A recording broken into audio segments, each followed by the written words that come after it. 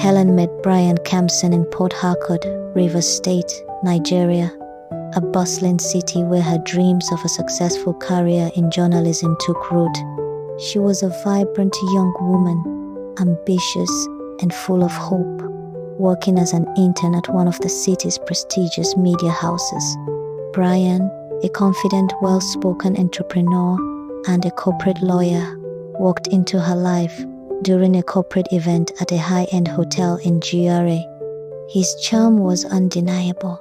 He had a way with words that made Helen feel like the most special woman in the world. Their first conversation was electric.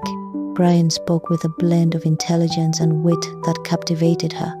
He was knowledgeable about politics, business, and art, seamlessly weaving topics together in a way that made Helen feel she had met a man truly in sync with her own aspirations.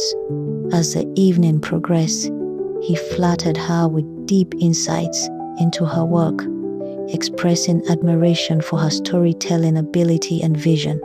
As their relationship blossomed, Bryan showered Helen with attention, introducing her to an elite social circle that made her feel like she belonged in a world far grander than she had ever imagined.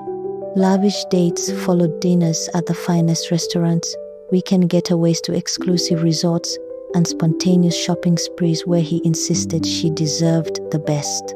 He sent her handwritten notes, his words weaving a tapestry of love so intoxicating she could not see past the illusion. But there were subtle warning signs. Bryan's charm often carried an undertone of dominance. He would gently suggest she wear certain colors or styles, subtly molding her image to his preference. He would insist on picking her up from work, claiming it was for her safety, though she sometimes sensed an edge of control rather than care. At social events, he introduced her with pride but always ensured she remained by his side, never straying too far into her own conversations.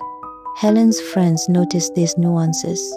Linda, her best friend, had once whispered, "Helen, does he ever let you make a decision on your own?" Her older brother Collins had been more direct.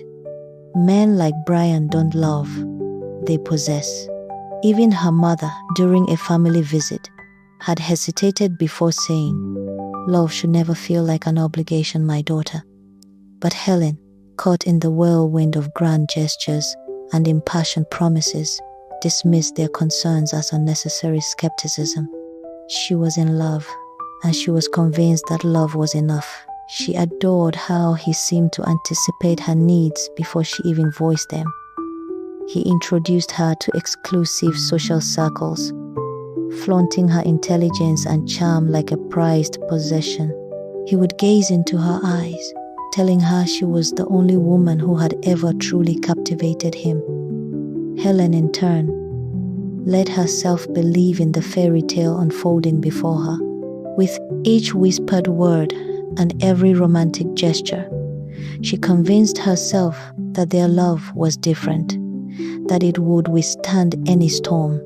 She was too enchanted to notice the possessiveness creeping into his gestures, the way his admiration sometimes felt suffocating rather than freeing.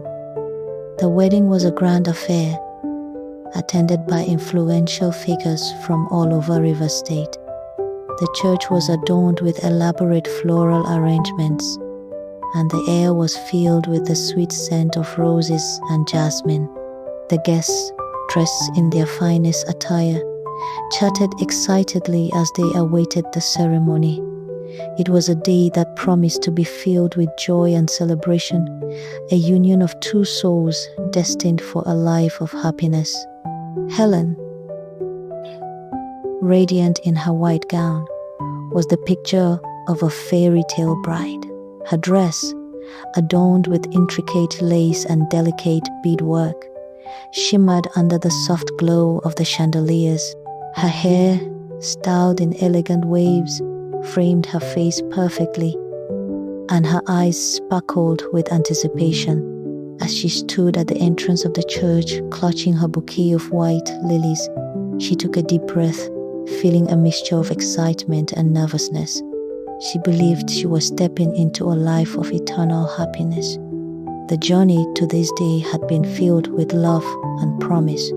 Bryan, with his charm and charisma, had swept her off her feet, making her believe in the magic of love.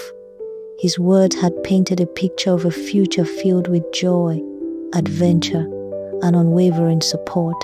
Helen had envisioned a life where they would face the world together, hand in hand, overcoming any challenges that came their way.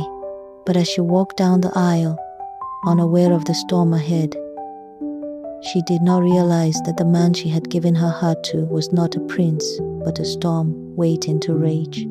Each step she took was filled with hope and dreams, but also unknowingly, she was walking towards a life that would be defined by control, manipulation, and pain.